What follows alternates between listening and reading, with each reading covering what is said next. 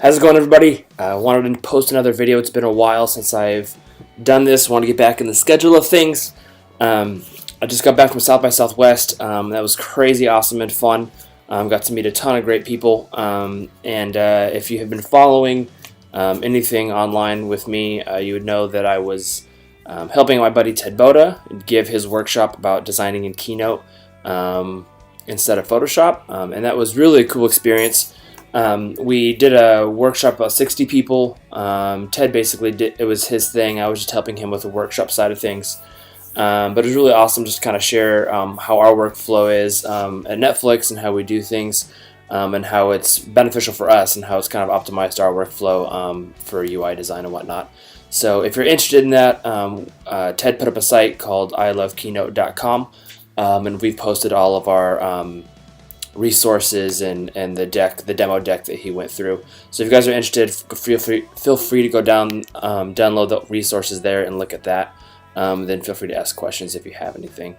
Obviously, there's a ton of people at South by, and so I had a lot of great conversations with people. But there's one conversation that stood out specifically, and it's with Court Simus from Oven Bits. I just kind of randomly ran into him trying to find Kyle Steed at a jazz bar and got into like a long hour and a half conversation with him just about building stuff. I've had a lot of things I wanted to build and kind of haven't just because I've been kind of heads down here at Netflix, but really inspired me just to actually build stuff. I was talking about a side project that I had started a long time ago, and he's like, well, what are you doing with it now?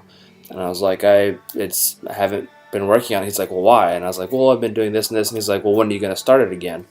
And I was like, I don't have any plans. He's like, well, build it. Like, just do it. And it was really that simple, but it really made me realize that, like, if I really want something, just to do it. And it's really just things that I want for myself, tools that I want for myself that don't exist, and if people like them, they can use them too. So if you follow my dribble, there was a couple things that I posted that hopefully that will be getting built here pretty soon.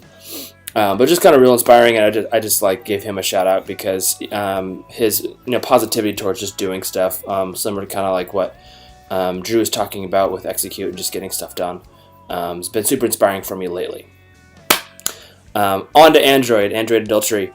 I talked a lot about just the ecosystem and Android in general in the past videos, and I actually want to start talking about designing in Android, so I'm doing this whole thing. And the designer Adrian Kenny, he works at Kik, put this tweet out a couple days ago. He said, any interface designer that does a crappy iOS port to Android or any other device is a one-trick pony.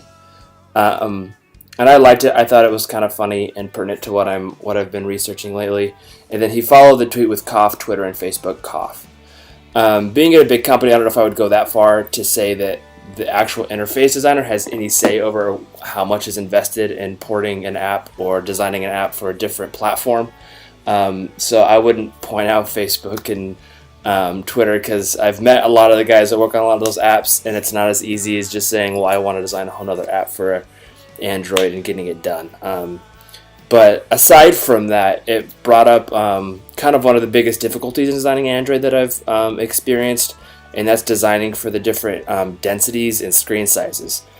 There's a lot of debate about this, and everybody always talks down on Android for kind of the variation in screen size and all of these things. And if you're not familiar, I'll post some of like the resources that I've used and that have been helpful for me. But basically you have, like in iOS, you have 1x, 2x, and then, the different iPhones and iPads. But you have some target destination size that you're designing for, which makes things somewhat easy.